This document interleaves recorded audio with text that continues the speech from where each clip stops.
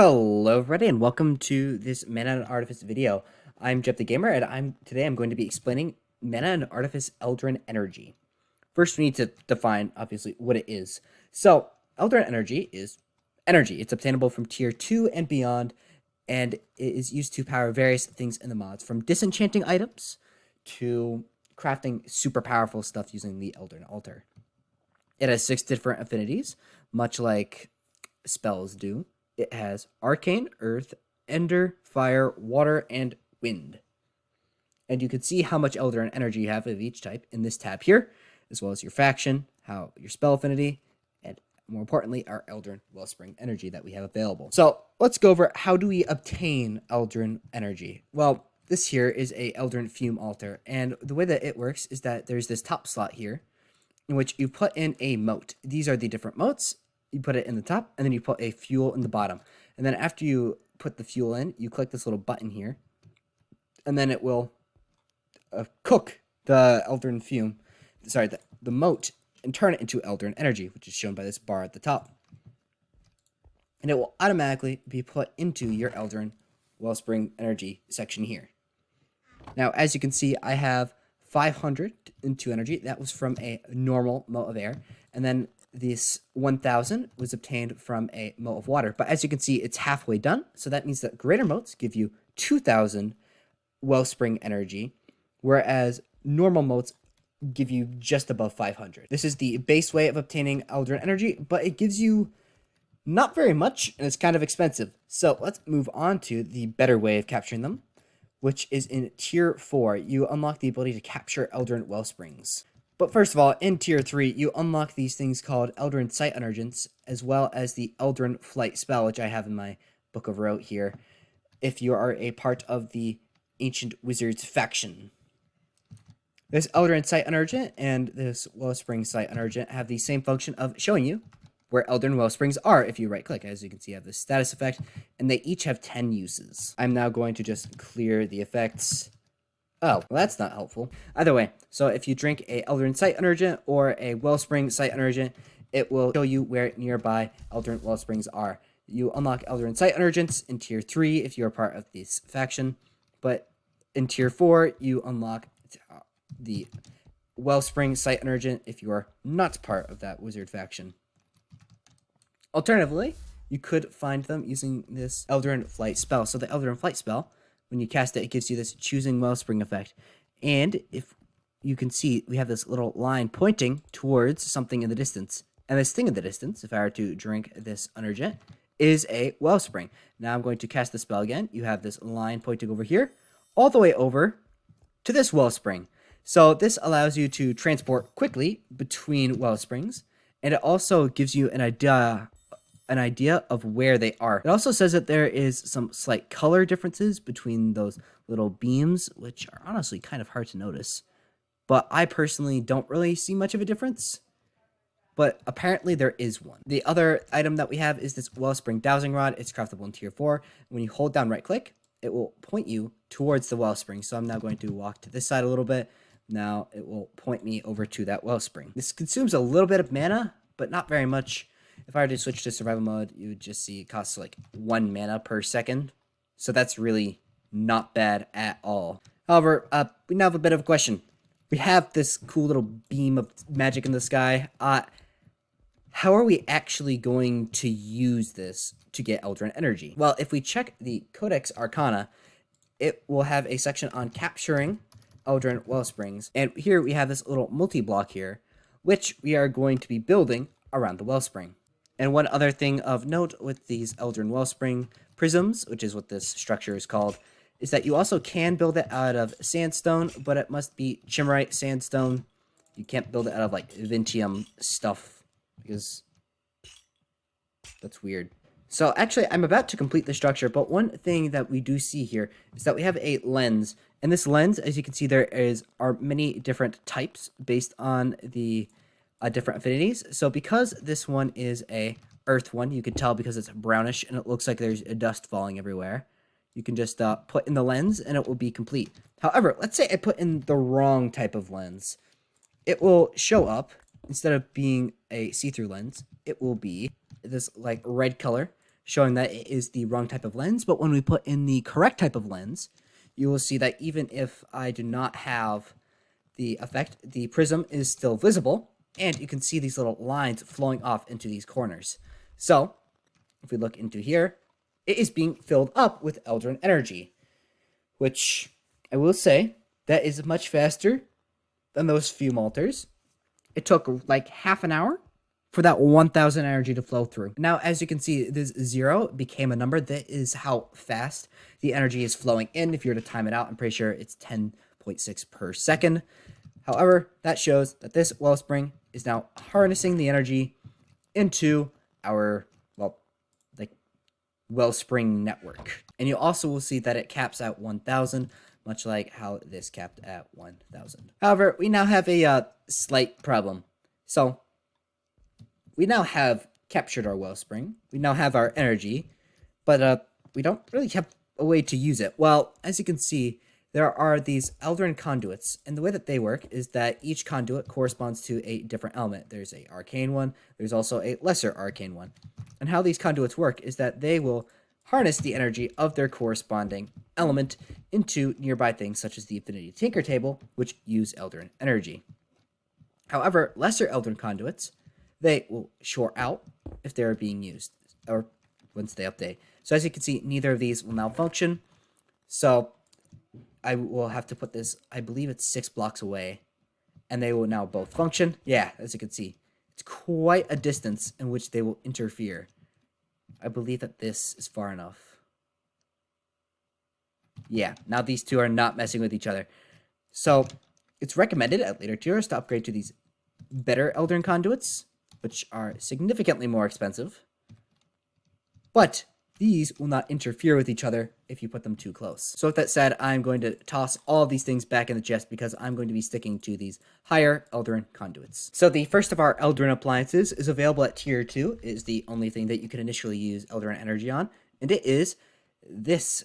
It is the Affinity Tinker Table. And the way that it works is that you put it in, you select an affinity. I am not entirely sure what this affinity would be doing, but it exists. So there are these two like mysterious affinities, which I don't really know what they are, but they're there.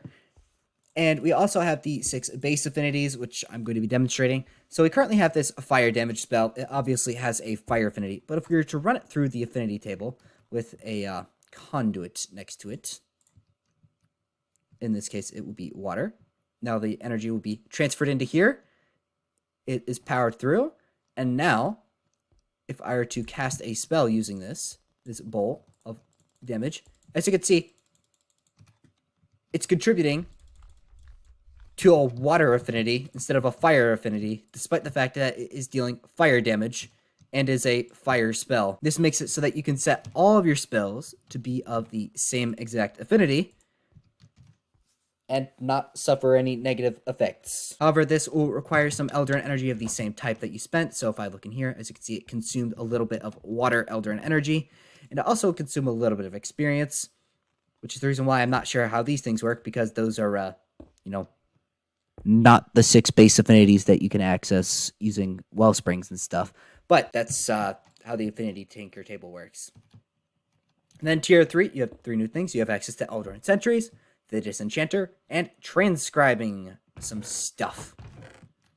So Eldrin Sentries, if I were to pull them out of this chest, they each have special abilities, and they consume Eldrin energy of their matching type, such as this Earth Sentry. And you put them down, you can also pick them back up, and they will protect an area around them from monsters. You can modify their attacks to target specific people by putting them next to these seer stones. You put in player charms and phylacteries. Here we go. In order to set them to say not attack yourself if you had it somehow set to attack yourself, or to attack specific monsters, or to not attack specific monsters. But how these work is that if you were to find a monster such as a husk, spawn it in, you will see that this sentry should start beating them up, and it shoots. And now it's done, it now goes back down to being a sentry again. Each of these sentries has a unique ability, and I will go through all of them right now. So arcane sentries will shoot slowly, but deal a lot of damage. Ender sentries will shoot slowly, but their targets will be teleported backwards.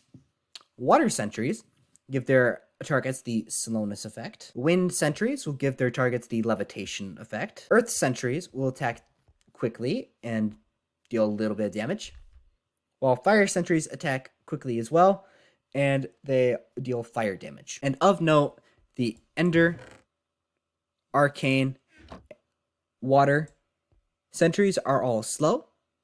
The Air sentries are only moderately slow, and Earth and Fire are the fastest sentries. So these guys can be placed around your base to help just keep enemies back. However, they will consume Eldrin Energy, so you might want to have a matching wellspring attached, connected with the thing that you use, so then you can just keep them blasting forever without needing to refill. The next thing that we have is the Disenchanter. So if I were to get an item such as a book, and this book has the Protection 1 enchantment, so I'm going to put it into here, and now I am going to need to have Eldrin Conduits of Fire and Wind nearby. And I also have a Rune of Projection. So I have the enchantment, I have the rune, I have the Eldrin Energy, I have the experience, and now I have Click. And now it will siphon away the enchantment into this Rune of Projection. Now that we have a protection rune, which can be used to be runesmithed onto items. However, it's more useful if you have, say, a Protection 4 chestplate, but it's an iron chestplate and you really don't want to use it. So you instead could take off that Protection 4 and then put it onto your diamond chestplate. However, it will be limited based on what enchantments you can craft under the enchantment section. So if we were to look under Protection, in tier 5, you can craft up to Protection 4, but as you can see, that requires tier 5 to craft. So if I were to be in tier 3, I could craft the Protection 1 rune. So therefore, if I were to remove Protection 1 from a thing, I could then transfer it over to equipment. Kind of an annoying caveat, but I don't make the rules. And the last thing for tier number 3 is the transcription table. It will consume some lapis, some Arcanist ink, as well as whatever thing you're going to be transcribing the spell onto, such as a glyph or some vellum. So here we have our Eldrin Flight spell, which actually that is not the right tier. So I'm going to switch it out for a projectile break spell. So we now have this spell, and I am wanting to apply it. So I'm going to put it into here, and as you can see, it shows up. And now I'm going to click the button. As you can see, it's determining, okay, do I have Earth Eldrin Energy? Yes, I do. So I now need to put down the conduit next to it. Typically, you keep the conduits nearby, but for the sake of having to move it all around, not moving it around very much. And as you can see, it fills up, and now is being transcribed onto this. And now we have a magic spell that if we were to shift, it is a break, and it is a projectile. We just need to now have it show up, and boom. We have a break projectile spell. It's crazy. However, we could instead inscribe it onto a glyph. Take away the energy again. And now we have a version of the spell that it's instantaneous to cast. It won't cost any mana, but if I were in survival mode, it would be single use. And the reason why you have the Book of Rote here is because you're going to be copying the spell over. So this actually does have a bit of a benefit if you combine it with the Affinity Tinker table, because you can't apply that to the Book of Rote, but you can apply it to the spells that you copy off of it. So that means that you can have some of these more impossible spells inside the Book of Rote that normally would not be possible. Then you use the transcription table, turn them to the correct affinity, and now you've got some really good spells, all of the same affinity, and you get lots of benefits. Next, we have the tier 4 stuff, starting with the thesis desk. So the way that it works is that you take a component, such as the break component, because I have access to that type of wellspring, and then you will create a thesis from vellum and Arcanist ink. And you put in this here in order to show that you actually have that component wrote. Okay, it requires a bit more vellum. Sorry, my bad. And now it starts scribing some stuff up, which is going to take a bit. And this is consuming some Earth Eldrin Energy, but when it's done, it will give you a thesis. So after that is done, I will show that thesis. Okay, so here we go. That just finished creating our thesis. And now if we were in survival mode, we could put the thesis in here and then consume it to make that component become real. Now you may be wondering, why is that useful to be able to turn something that you already have as rote into rote for yourself again? Well, this is actually useful for multiplayer because you can share your rote progress with your friends. It just will take a lot of time. And one other thing is that for things such as the components and the modifiers at the very bottom, such as radius, instead of requiring Eldrin Energy of a specific affinity, because obviously this does not have an affinity to it, it's a modifier, it instead requires the arcane type of energy, which kind of makes up for the fact that there are like no arcane spells. However, we now have the big potatoes of tier 4, the Eldrin altar. You place it down and then you right click on it and it will show the multi-block, which requires 8 pedestals. And on this Eldrin altar, you can craft so many things. I'm just gonna show using JEI. It has 89 different recipes. And yeah, each of these require Eldrin Energy. And it also requires them to be pretty close. So for this, you're definitely going to be needing your Eldrin conduits. You could choose to set them up all like stylistically and stuff if you want to have it be a perfect shape according to your will, but just remember that you can't move the pedestals. But the way that this works is that you take something such as a mote of earth, and then the obsidian in the recipe, and then you put whichever item is on the center. After this goes away, I can show the recipe. So the greater mote of earth, it requires a greater mote of earth in the middle. Sorry, a mote of earth in the middle and 2 obsidian on pedestals. It doesn't matter where they are. And then you right click in the middle. And then as you can see, it will craft up because we have the earth Eldrin conduit, and it will siphon energy into there. The obsidian will break down as well as the mote. It will then siphon into the middle. And it will then combine into a single greater mote of earth. And one thing of note is that it will not be held by the Eldrin altar. It exists as an item, so you have to pick it up, otherwise it may despawn. But yeah, this is also where the icons for these things come from.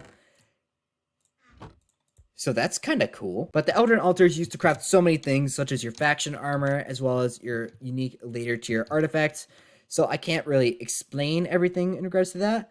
Just the altar is used to craft so much stuff. And as you can see, when you have a recipe, you can craft them again later. It will just, at some point, it'll yell at you because you don't have enough Eldrin energy. But because I'm in creative mode, I have access to infinite of everything. Now, with all of that out of our way, we're moving on to tier number 5 because we have our final thing here, the Master's Diaz. So what this does is that, as you can see, it requires no extra stuff. It just requires Eldrin energy. And I'm going to, once again, choose break because I only have the stuff set up to provide for Earth. Here we go. So we have our Earth, we have our break. Now you click. And as you can see, this takes forever.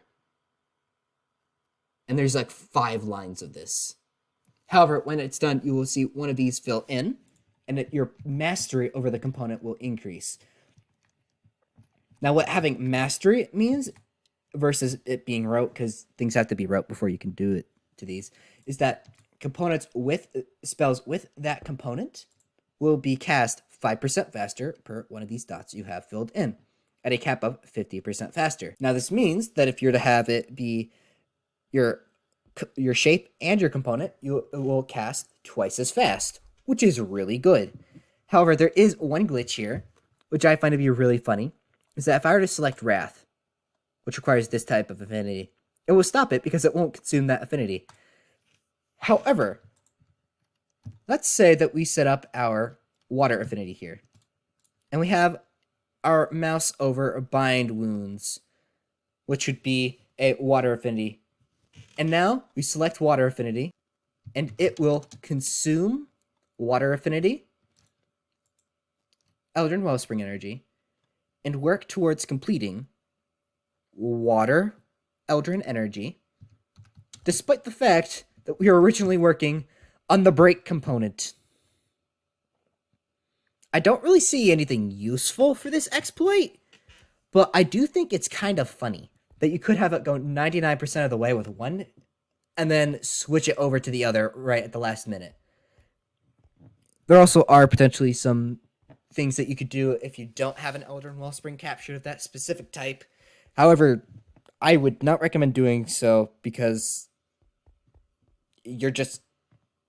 I don't know what you're doing at that point, man. But yeah, that's that's it for my video on Eldrin Energy. You just build some well springs, or you use these fume filters to gather some energy, and then you just use the energy to activate differing appliances to do some pretty cool stuff. If you have any questions, feel free to ask them in the comment section. My channel's still pretty young, so every subscriber counts. I want to become monetized, like, eventually. I want to hit 1,000 subscribers before next year, which would be ideal. So feel free to subscribe if you're interested in my content. And I would be seeing you guys all next week. Bye-bye.